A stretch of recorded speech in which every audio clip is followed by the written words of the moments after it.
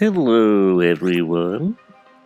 This is Jimmy Cultist back again with another logic video, only this time it's related to my Godzilla creations. Someone was asking some questions, and I figured maybe this video could cover many different people's problems. But basically, I want to talk about how you can transfer the already existing logic that I have in some of my creations to other newer ones. I'm not going to be covering the entire process because it's actually pretty complicated and can take hours or even days depending on what you're trying to make, because not all things are created the same. You know, making a monster punch a lot is fairly easy, but if you wanted to do some kind of flashy, you know, explosion or something, that could take quite a bit of work. So it's the unfortunate price we pay for cool things. But here is our basic monster, you know, that we're going to use as an example. I tend to always label mine.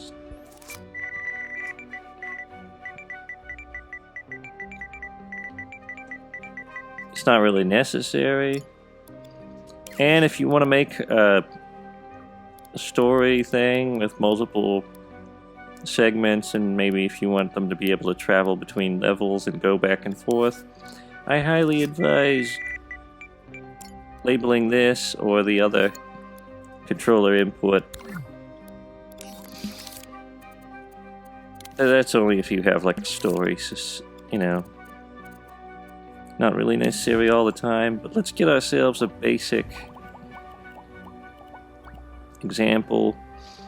Now, the most up-to-date monsters I currently have are Prime Godzilla, Megalon, Jet Jaguar, and I think Gigan. They have the most up-to-date logic. And King Caesar, they have the ability to be, you know, a secondary player if you want to fight with a friend in local multiplayer. No online multiplayer, sorry. Doesn't exist. But yeah, they have that. They also have the ability to be turned into a friendly AI and a friendly opponent. But they're the most, like, probably the best ones to pick as a template.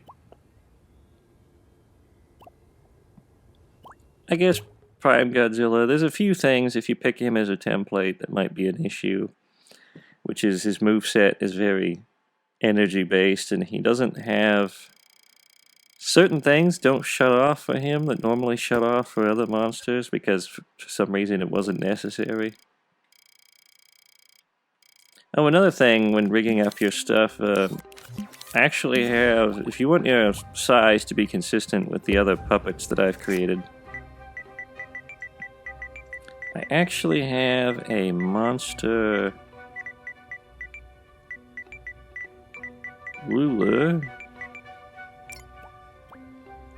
Godzilla Jimmy's monster ruler that tells the exact average height of my monsters, and you can basically match them up to that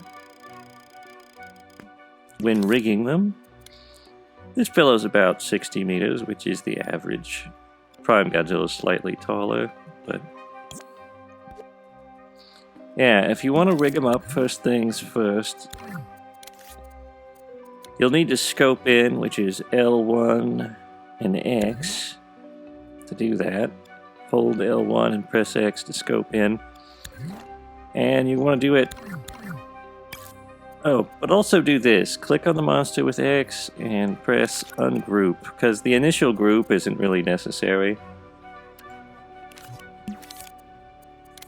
There is also a little box. This is the credit box, which basically just has a credit to me for creating the logic and such. And it's frozen, but you can actually unfreeze it by using this. I did it for people who are very slapdash, who just, you know, take my work without credit. But for the more informed among you, who probably are going to be, you know, watching this video, just simply delete it. I'm sure you'll put a description, you know, in the credits. after seeing this wonderful video that Jimmy made this stuff. But anyway, next you'll want to take this, which is the lock-on. This allows your monster to beam lock on targets, and it can be like tricky sometimes to get the alignment exactly right, but basically just take these affected objects, stick it on the head, and you can alter the arrow in order to, you know, decide how close you want it to be to the exact target point. Calibrating it can be tricky, but it's not always, you know. Some monsters don't even have beams that can aim, really, so it's not really a huge issue with every single monster. But if you take this little invisible brick and just scope it into the head grouping, and if you're having trouble telling which group you're in, pressing this will tell you, and that's exactly the group we want this to be in, so let's go ahead and put a chip on it. Basically, this is going to be our new head chip.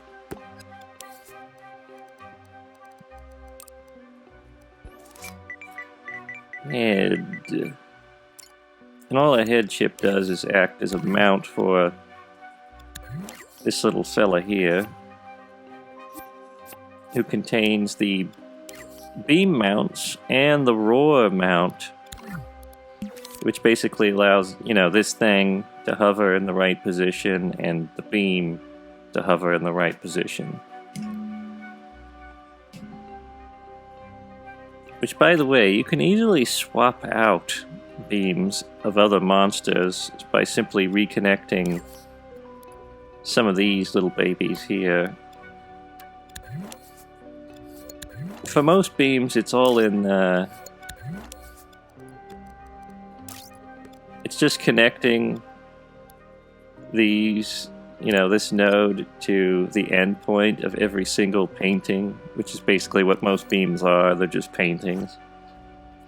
So if you wanted to take a beam from another monster and just scope in with it, you know, hold it with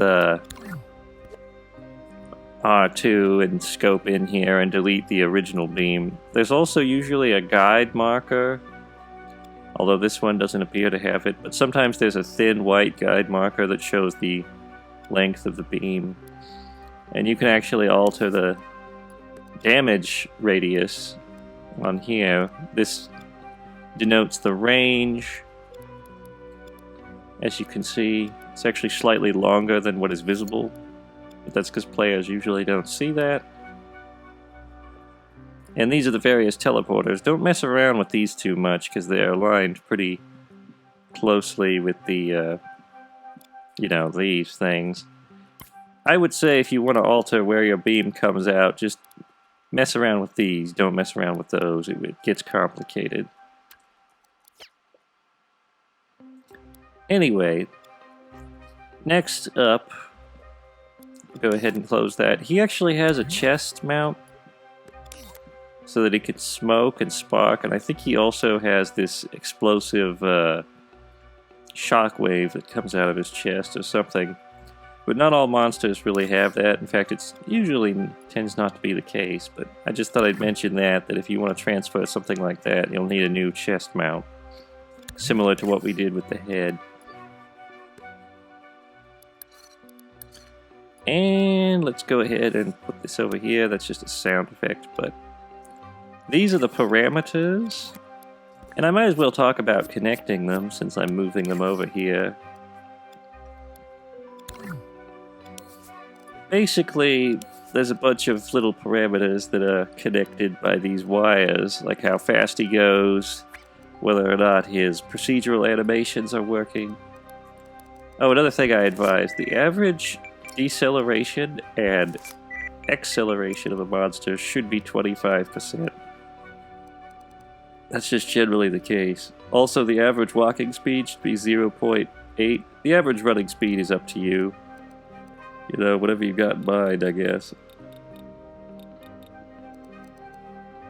But basically, just connect these wires from the other fella to here, and don't get confused which is which, that's all I can say. So we're going into Prime Godzilla. Sticking his stuff in there. Another thing is go to collisions because it actually is important what your monster collides with. Objects are what I use for rebels and debris, so you don't want your monster to collide with that, otherwise he'll get knocked around by little rocks flying in the air. Also, usually just connect these like so. If you want to change the nature of whether your monster is a foe or not, it's actually pretty easy to do so. But I'll cover that. Right. Just scope in, L1 and X as usual. And you'll see in here the ability to make it a friendly AI, just turn that on, or an enemy, just turn that on. And in here we have the ability to make it a secondary player. So, nice. Let's go ahead and just transfer that since we've been looking around in there. Yeah, just stick it right on there. Another thing I tend to do is, you don't need to transfer this, but this is a good idea. When you're testing animations, just press this and this will shut almost everything in his system off, which is good for testing purposes. If you have an idle animation, it might interrupt things. And we're going to move this over here. Now I advise not giving any complicated animations to your puppet before doing this process. But if you actually have already given them all that stuff, I would just, transfer it over, connect the appropriate wire, and that's how you can do it. But since I haven't done that, I could actually just go ahead and delete these and completely swap over. You will need to re-record his jumping descent, probably, and the reason why I have jump descents on most monsters is so when they fall off a cliff, they won't be weird and stiff. There's quite a few that haven't got this just because I didn't think of it until later. We all make mistakes. But yeah, having a little animation for when he falls is pretty good. So I usually do have the jump descent on, and I usually turn off the poses, but that's already done, so all you gotta do is just add the animation. You don't have to worry about the rest. Also, in sound effects, I think you can just pretty much, since it's important, this has a destroyer connected to it, so if you want to get all the original connections, just flop it right on in there. And if you want to change what kind of sound effects are used, here they are. You're welcome. You could even add a smoke cloud if you want to, just by putting an emitter in there. Okay, next thing's next. I usually delete this as well, because it's not really necessary, and it will work just fine with the transfer. Take this, stick it right on there. Now, sometimes when you move these over, there's a little bit of alignment issues, but they could be corrected, so I'll explain that. Alright. Now there's a few other basic things that we haven't transferred yet. I'm going to go ahead and unhide them. There's this collision box. Basically, yeah, it's your hitbox or whatever. It makes it easier for monsters to hit you if you have a particularly small hitbox already. It also makes it easier for you to, stay on platforms and things. But just grab these little things. Another thing I like to do is gotta scope into the chest grouping and then scope out. Scope in. By the way, scoping out is just L1 and circle. Usually you're holding R2 if you're holding something like I am. And if you want to hide any of this so it won't get in your way, just do that. I guess he's already got a group. Yeah, he's already got a group in his chest, so we can just scope in. But you want the bind, whatever these are, bind lines. It's when you get bound up with webbing or whatever, or any other kind of binding element. That little swirly stuff activates automatically, so. Same with the fire.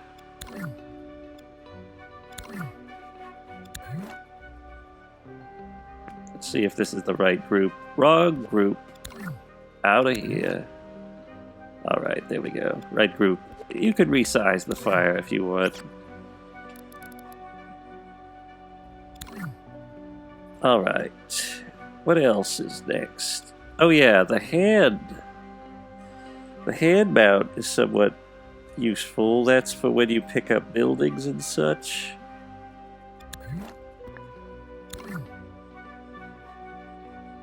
And all you do is just scope in, or scope, actually I would say scoped out.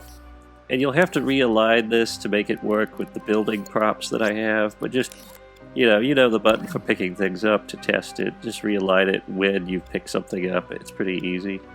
And I think that's all the useful stuff. Now, there is something else that you might want in here, which is just grab... Oops. You could grab one of these little babies, which are just his glow patterns, so that when you charge up a beam, these things start glowing, and you could recolor them or whatever. And put them in a group with the rest of it. But as far as we're concerned, this guy isn't needed anymore, so goodbye. Real drop on the graphics. Glad he's gone. Anyway, you won't need burning mode, so you can delete that if you want to. And health regeneration is optional. There's also the HP cap, which helps him interact with certain monsters. Namely, Chameleon. Chameleon actually matches the health cap of whatever monster he's fighting. But anyway, we can't go over that too much. And here are all the various animations that are triggered. Another thing you want to do is open this up and make sure that these are all close to the middle of the monster. If they're too high or too low, it could mess up alignment, so just have it kind of near the chest. That's a good rule of thumb. And realign them. Sometimes they're really high or really low, depending on the size of the monster. And you'll need to add in all new animations, of course, and set them to loop and all that, which is a huge process. Another thing you want to go in here and change the name. Just grab both of these, and we'll just make it... I always do it in caps, so if you want to stay visually consistent, that's how I do it.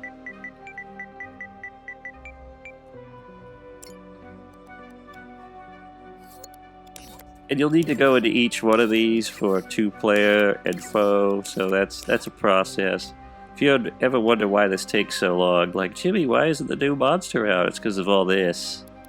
I have to, like, add new animations in there. And here's your jump/rush animation. You know, just fix that up too. And the puppet interface, which you basically turn off usually when you want to have him perform a move, so he won't have control or whatever. He won't move around. There's also the auto look. I already went through the trouble of rigging that, so you won't need to mess around with that. There's the controls if you want to change them. And here's where you would realign everything if you do want to change them. Lord forbid, though, it's a big mess.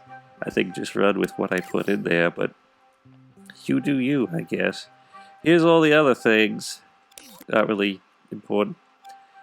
And there's the variables. Make sure they're labeled properly, but you don't really have to because I already did that, but just in case. Oh, another thing. You're going to want to change the intro animation for your monster and the intro name.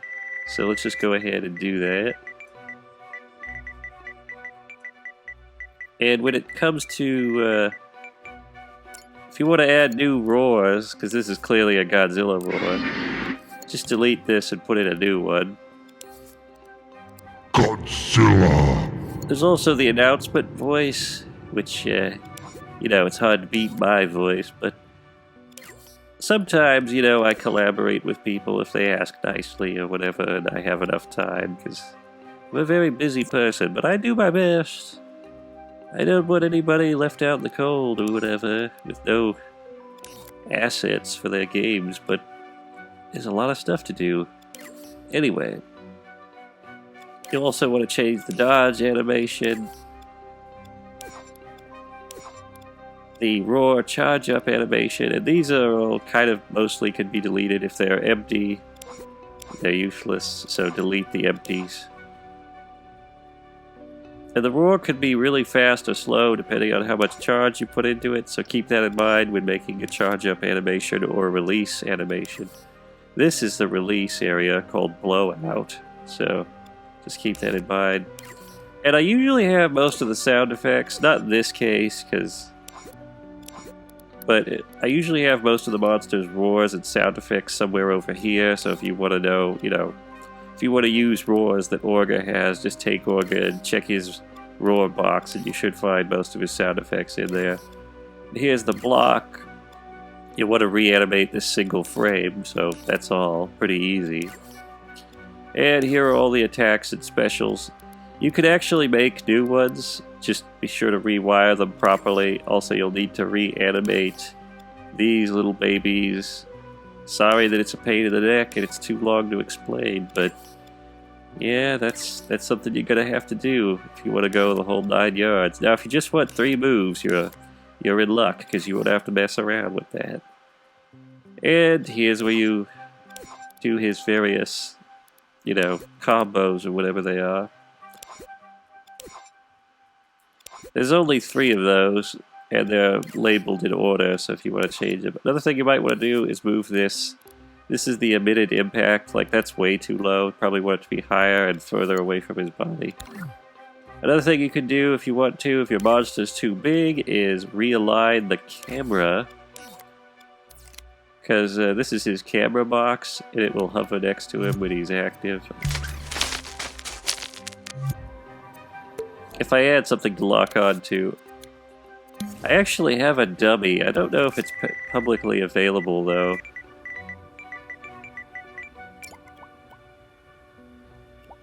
Yeah, I don't think it's publicly available, but anything that's labeled as a foe can make a nice practice. If it's labeled target and it's labeled foe, it's a nice practice thing that you can use. But I just set it to AI. See, this is all you need, really. And label him foe. But that's what your camera is going to look like when it's locked on, so if you want to realign it, any way you choose, be friendly to the player, though. Don't make it something like, let's see, like this, I guess. This would be very cruel. Yeah, don't do that. Anyway.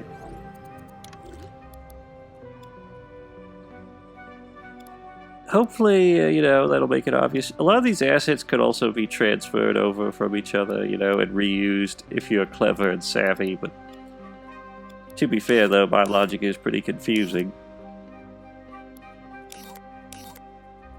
So, yeah, some of this stuff is more advanced, but if you're just trying to make a simple reskin of a monster, or, trying to adapt, like, say you want Godzilla's moves, but he looks different or something, this is probably the easiest way to do a transfer.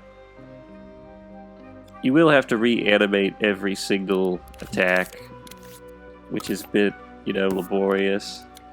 One thing I tend to do, just grab this, slightly move that, don't move it too much. This is just like, oops. Make sure that you start from pelvis outward.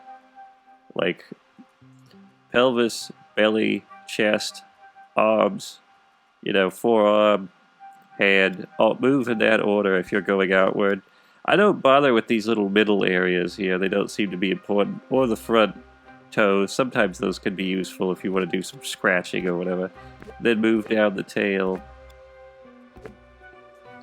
Just be sure you don't do the end points, because it can cause some weird jankiness like this.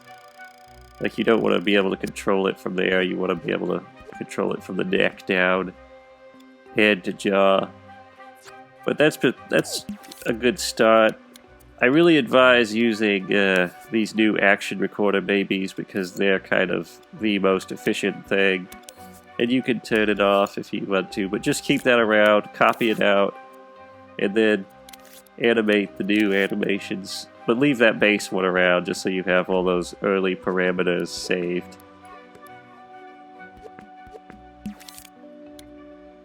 It's pretty easy once you get the hang of it. I mean, there's a certain amount of knack to it, But, yeah, that's all there is, really. Hopefully you'll find this helpful when putting together your own creations. Thanks for watching. If you have any thoughts, leave a comment, and if you enjoyed the video, leave a like. And don't forget to subscribe and ring the notification bell so you don't miss future videos. If you would like to support us financially, consider clicking the join button to become a member and unlock perks. You can also leave a super thanks in the comments, which we would appreciate, or a one-time donation on Ko-fi, link in the description. That's all for now. Goodbye.